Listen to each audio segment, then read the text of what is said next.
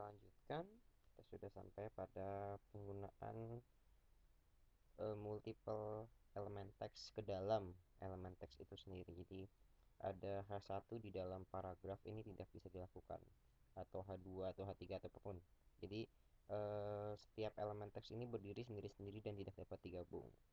Nah, mungkin Anda bertanya, memang ada yang bisa dapat digabung? Bisa. Ada beberapa elemen-elemen yang inti istilahnya itu eh, apa ya? Mungkin kalau film sekarang kayak Inception gitu ya. Jadi di dalam elemen ada elemen lagi. Contohnya gampang aja, ini aja HTML. Di dalam HTML ada elemen head. Di dalam elemen head ada title. Ya, jadi body ada paragraf satu, ada paragraf 2, ada line break, ada paragraf lagi. Ya, jadi elemen di dalam elemen itu memang itu sistem daripada HTML, bukan layer by layer, tapi elemen by elemen. Tapi memang ada seperti H1 ini dan paragraf, ada beberapa elemen yang tidak dapat dikombinasikan. Nah, eh, sebelum kita lanjut, saya akan coba rapikan ini dulu, dan saya akan mumpung saya ingat, tunjukkan gimana caranya. Seperti saya katakan, kalau saya ingin spasinya banyak, saya save. Gimana cara nampilinnya supaya spasinya banyak? Nah, ada kode untuk spasi. Kode untuk spasi itu adalah dan, n, b, s, p, dan titik koma, seperti itu. Eh, Jika benar Anda, ini saya menggunakan program editor, text editor untuk pemrograman, terutama ini untuk HTML ya, untuk HTM. Ini namanya adalah Notepad++. Anda bisa coba search di Google dan Anda download. Ini adalah gratis. Anda juga bisa menggunakan text editor lain, tapi keuntungannya ini adalah Anda bisa melakukan multiple tab tiap baris seperti ini, dan back tab seperti itu. Anda juga bisa mengetahui kode-kode kalau Anda salah tulis, seperti ini contohnya. Karena ini langsung italic, saya bisa memastikan bahwa saya menuliskannya dengan benar. Nah, ini merepresentasikan satu spasi. Jadi jika Anda ingin 3 spasi, kita copy saja dan kita paste 2 kali. Seperti itu. Jadi ada 3 elemen spasi. Kalau kita save, kita cek di browser, maka jadi spasi. Seperti itu.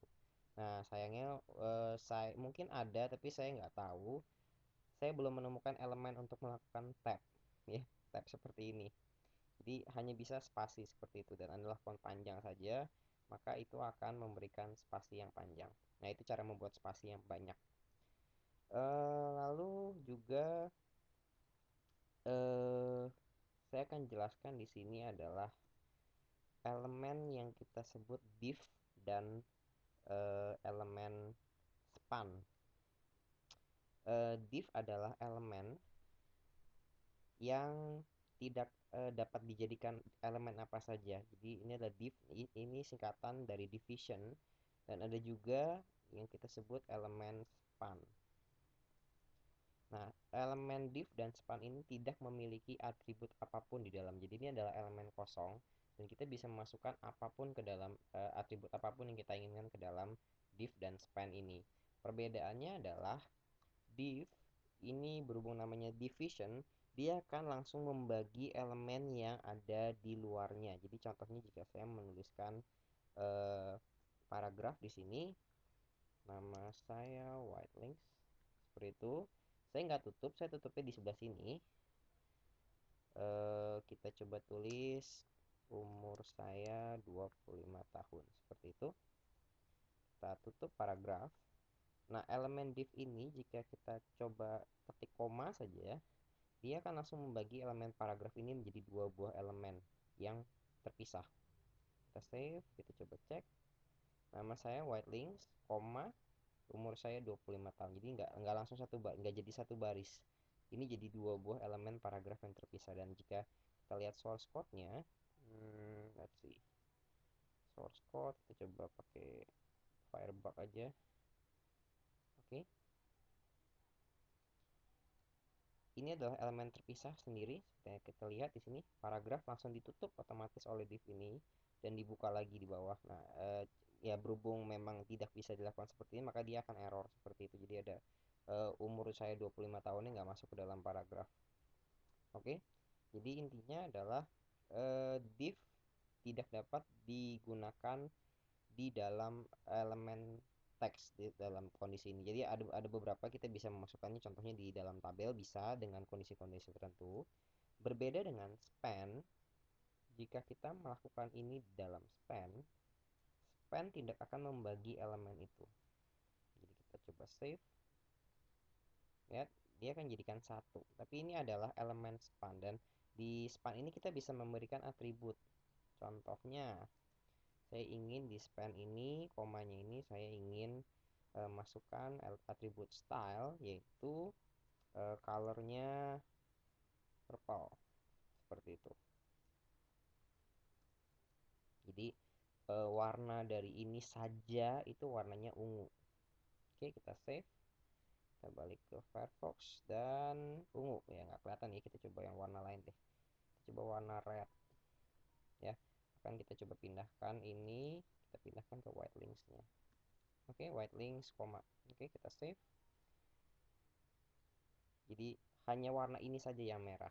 Nah, inilah gunanya span dan div. Div bisa kita gunakan untuk mengelompokkan elemen-elemen besar jadi satu kelompok, dan umumnya div ini digunakan nanti untuk kita berikan atribut namanya nama, name atau ID atau class semacam itu. Div 1 misalkan seperti. Jadi ini saya akan lebih lanjut lagi nanti gunanya untuk ke CSS sih, terlihat jelas bahwa gunanya div dan span, dan juga di JavaScript. Intinya adalah ini adalah elemen kosong yang bisa Anda gunakan, span dan div. Berbedanya adalah div seperti paragraf, dia akan otomatis langsung enter dan akan membagi elemen yang di luarnya, sedangkan span akan terintegrasi secara langsung. Jadi di dalam white links ini, jika saya menggunakan H1 di sini yang besar ya, cara membaca stylenya adalah dari elemen nama saya sampai dengan terakhir, ini akan mengambil semua atribut yang ada di H1, baik itu fontnya, boldnya, kan heading saya jadi ada boldnya. Tapi khusus untuk white links koma ya, ini akan menambahkan, akan ada atribut tambahan dari span ini, di mana warnanya menjadi merah. Nah, gitu cara bacanya. Jadi jika kita save, kita cek di preview, semuanya akan besar, dan ada tambahan atribut untuk elemen yang kita masukkan ke dalam span ini. Itu gunanya span dan div. Div mungkin nanti bisa kita lihat kegunaannya di saat kita menerapkan CSS dan JavaScript seperti yang katakan. Oke, kita lanjut. Tentang teks elemen ini, kita coba hapus.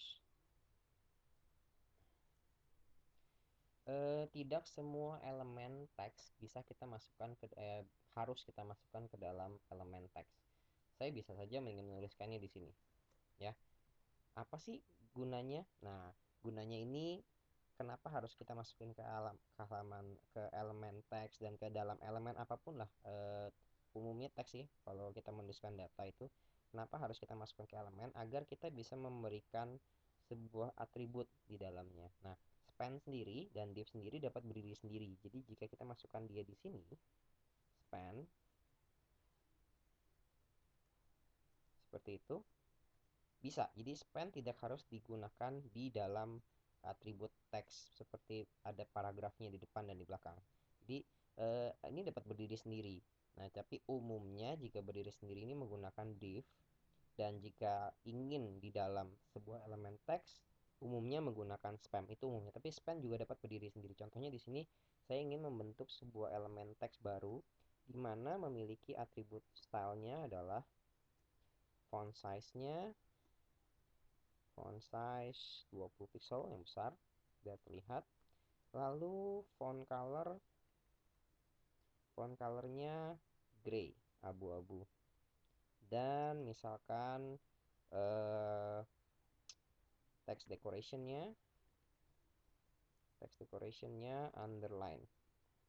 Oke, jadi kita bisa memasukkan banyak sekali style ke dalam sebuah elemen. Jadi elemen atribut nama-nama ini, color ini tentunya harus dihafal, tapi Anda tidak perlu takut karena di internet juga sudah banyak sekali ya library untuk elemen-elemen style seperti ini. Kita coba save dan kita coba cek di browser. Oke, jadi warnanya abu-abu, fontnya 20 pixel dan ada underline-nya.